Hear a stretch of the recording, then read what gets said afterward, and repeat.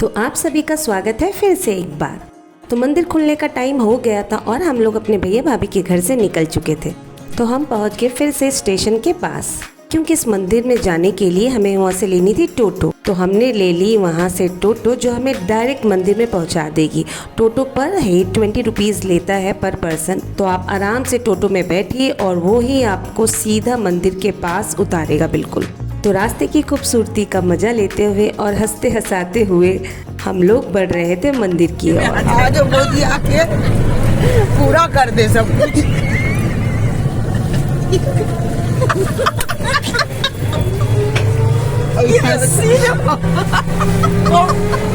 तो इसी प्रकार हंसते हंसते और हंसी के फुव्वारों के साथ हम पहुंच गए मंदिर, और अब टाइम था मंदिर में प्रवेश करने का। हाँ, टोटो तो मिल जाएगा। तो टोटो ने बिल्कुल हमें मंदिर के सामने उतार दिया, और मंदिर में इंटर करते ही हम जैसे ही अंदर की ओर जाते हैं तो सामने दिखती हैं आपको दाहिनी तरफ ये सारी दुकानें, जहाँ पर आपको मिल जाएगी पूजा सामग्री। तो हर तरह की पूजा सामग्री यहाँ पूजा चढ़ाने के लिए आपको मिल जाएगी। दुकानों को क्रॉस करते हुए जैसे ही हम सामने की तरफ बढ़ते हैं तो दिख जाती है बहुत ही सुंदर खूबसूरत गणेश जी का मंदिर। जी हाँ, और उसके अंदर थी बहुत ही खूबसूरत गणेश जी की मूर्ति, जो बहुत ही अद्भुत और भव्य थी। तो गणेश जी के दर्शन करते हुए हम आगे बढ़ते हैं और हमें दिखता है मंदिर का ये बहुत बड़ा प्रांगण, और बाईं तरफ आगे बढ़ने से दिखती है ये बहुत बड़ी झील, जो कि सच में बहुत ही बड़ी थी, और ये जगह भी बहुत ही हरी भरी और हरियाली से परिपूर्ण थी। तो बस अब हम लोग बढ़ रहे हैं मंदिर की ओर। सब ने यहाँ पर जूते चप्पल खोल रखे हैं, और मैं भी यहाँ चप्पल खोल कर आगे बढ़ रही हूँ दर्शन के लिए। तो दोस्तों, दिल थाम कर बैठिए, अब आपको दिखने वाला है बजरंगबली का बहुत ही सुंदर सा रूप, जिसे देखने के लिए हम इतनी दूर से यहाँ पर आए हैं। तो चलिए देखते हैं।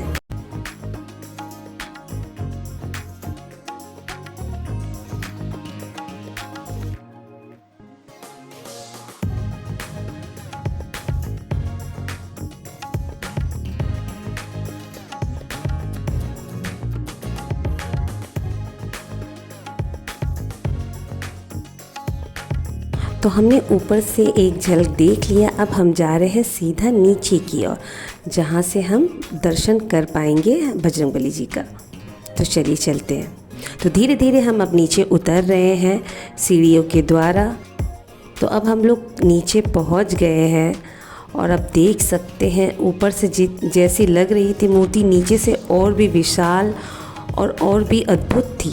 सच में मैंने लाइफ में ये दूसरी बार है जो इस तरह लेटे हनुमान जी की मूर्ति देखी है। पहला मैंने देखा था नासिक में, वहाँ भी एक ऐसा ही मंदिर है जहाँ पर हनुमान जी की मूर्ति लेटे अवस्था में है। अब आज ये दूसरी बार मैं देख रही हूँ। बहुत ही अद्भुत, बहुत ही विशाल मूर्ति है ये। कहा जाता है कि ये जो मंदिर है कम से कम 250 से 300 साल पुरानी है। हम जिस टोटो में आ रहे थे उस टोटे वाले भैया ने बताया, वो यहीं के थे, उन्होंने बताया कि ये जो मूर्ति है ये बनाई नहीं गई है, यह ज़मीन के अंदर छिपी हुई थी। और कोई एक भक्त थे, यहाँ से दूर कहीं पर रहते थे, उनके स्वप्न में हनुमान जी खुद आए थे और उनसे आग्रह किया कि मैं इस जगह हूँ, मुझे यहाँ से निकालो। तो फिर उन्होंने यहाँ के कमेटी मेंबर से बात की, उनसे सबसे परमिशन लिया, उसके बाद यहाँ पर खुदाई चली। कहा जाता है ये मूर्ति के ऊपर बड़े बड़े पत्थर के टीले हुआ करते थे, जिनको उठाने के लिए बड़े बड़े क्रेन को लाया गया था। फिर जब मिट्टी को हटाया गया तो हनुमान जी की इस मूर्ति को यहाँ से निकाला गया खुदाई के माध्यम से। तो तब से ये मंदिर यहाँ पे स्थापित है। धीरे धीरे मंदिर को और भी खूबसूरत और भी सुंदर बनाया जा रहा है। जो जो सुख सुविधाएं मंदिर में होनी चाहिए वो सारी व्यवस्था दिन ब दिन यहाँ पे की जा रही है, और चारों तरफ यहाँ के जो रख रखाव है उसको भी बहुत अच्छे तरीके से किया जा रहा है।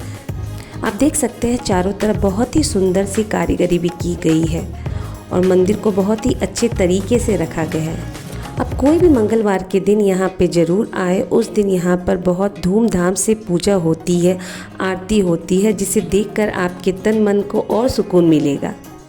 तो बजरंगबली के इस विशाल रूप का दर्शन करने के बाद हम आ गए ऊपर की ओर, क्योंकि ये जो मंदिर है बहुत बड़े एरिया में फैला हुआ है और ठीक हनुमान मंदिर के पीछे पड़ता है सीताराम राधे कृष्ण का मंदिर।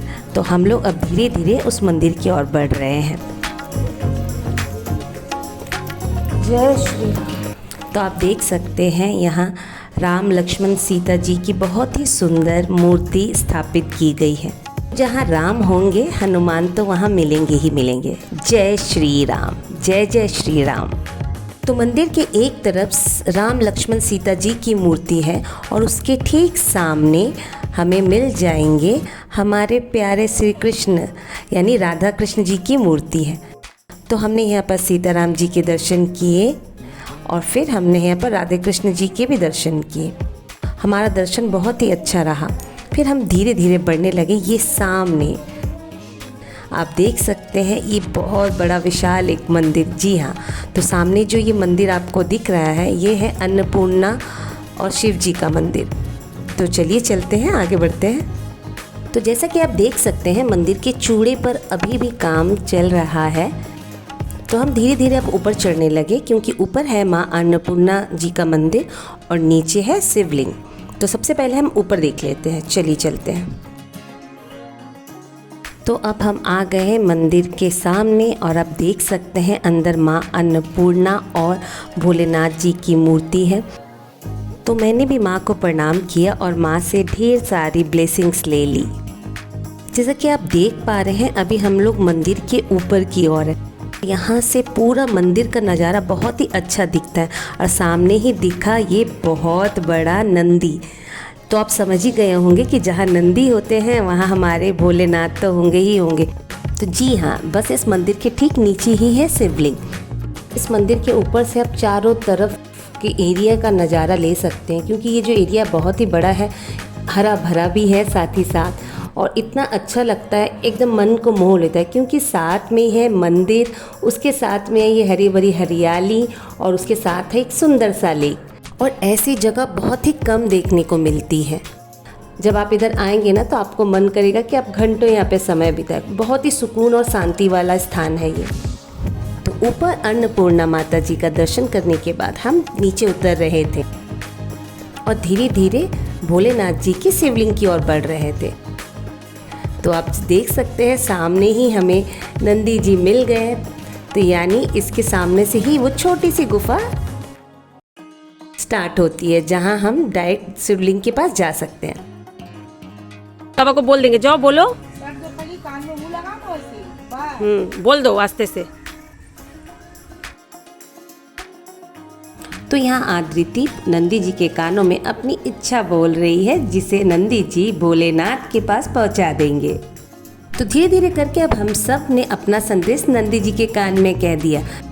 आपके मन में कोई भी इच्छा या कोई भी विश है तो आप नंदी जी के कान में अगर कहते हैं तो नंदी जी के जरिए से भोलेनाथ जी के पास आपकी इच्छा बहुत जल्दी पहुंच जाती है और वो बहुत जल्दी ही पूरी होने के चांसेस बढ़ जाते हैं। तो भीतर जाने से पहले हम लोगों ने नंदी जी के सामने खड़े होकर बहुत सुंदर सुंदर फ़ोटो खिंचवाए। तो अब बारी है मंदिर के भीतर जाने की। तो अब देख सकते हैं ये जो रास्ता है एक छोटे से गुफा की तरह बनाया गया है। ऐसा फील होता है कि जैसे हम कोई गुफा के अंदर एंटर कर रहे हो। तो जैसे ही हम अंदर जाते हैं हमें दिखता है भोलेनाथ जी का एक शिवलिंग। कहा जाता है कि यहाँ बहुत बड़ा एक शिवलिंग हुआ करता था, फिर एक दिन वो शिवलिंग अचानक से गायब हो गया या चोरी हो गया कह सकते हैं। तो उसके बाद से इस शिवलिंग को बनाया गया है यहाँ पर। तो अब जो भी दर्शनार्थी आते हैं या जो पूजा करने आते हैं वो इस शिवलिंग पर ही जल ढालते हैं। तो भोलेनाथ जी का आशीर्वाद लेने के बाद अब हम निकल चुके बाहर की ओर। तो आप देख सकते हैं अब शाम भी हो चुकी है और हल्का हल्का अंधेरा भी होने जा रहा है।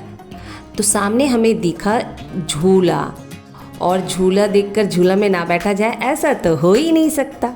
तो मैं बैठ गई झूले में। एक्चुअली बारिश की वजह से वहाँ मिट्टी कीचड़ भी जमा हुआ था, लेकिन क्या फ़र्क पड़ता, जब झूला देखो तो मिट्टी कीचड़ कुछ भी नज़र नहीं आता। तो हमने थोड़ा सा झूला झूला, क्योंकि अब हम लोग को यहाँ से निकल के जाना था दूसरी ओर। तो अब टाइम हो गया था यहाँ से निकलने का। तो हम धीरे धीरे आगे मेन गेट की ओर बढ़ने लगे। आप देख सकते हैं यहाँ दोनों तरफ पार्क को बहुत सुंदर से सजाया गया है। रास्ते के एक तरफ बहुत ही हरियाली पेड़ पौधे को रखा गया है और वहाँ पर सुंदर सुंदर जानवरों की आकृति को भी रखा गया है। और एक तरफ है आपका बच्चों का पार्क और बैठने की जगह। तो कोई शांति मन से यहाँ पर बैठ के आराम से आनंद ले सकता है। तो आप देख सकते हैं यहाँ है मनोकामना पेड़। तो अगर आपकी भी कोई इच्छा है, कोई मनोकामना है तो आप यहाँ से चूर्णी लेकर यहाँ पर बांध सकते हैं। आप यहाँ पर देख सकते हैं यहाँ पर गाय रखी हुई हैं। अगर आप चाहे तो यहाँ पर गौदान के लिए भी या गाय के खाने के लिए भी कोई दान वान करना चाहते हैं तो यहाँ पर दाहिनी तरफ जो टेबल है वहाँ पे कर सकते हैं। तो मंदिर से निकलते हुए बजरंगबली का इस अद्भुत, इस प्यारे से एक अनोखे से रूप को आंखों में बसाकर अब हम चल पड़े घर की ओर। कितना बार काफी जाना है हम लोग को बताया। देखिए हम आपको बता दें ना अंकल।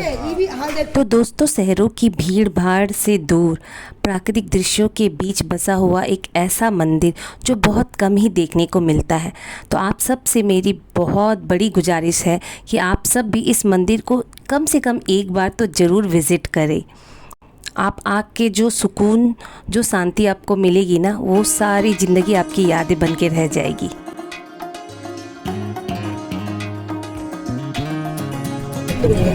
हरी तरफ है किसके मुंह तो हम लोग अभी निकल चुके हैं। हमने बहुत अच्छे से बजरंगबली की मंदिर का दर्शन किया, उनका आशीर्वाद लिया, भोले बाबा का आशीर्वाद लिया और अब हम जा रहे हैं माँ का आशीर्वाद लेने के लिए। मंदिर है तो कौन सा जगह है तो आप देखिए।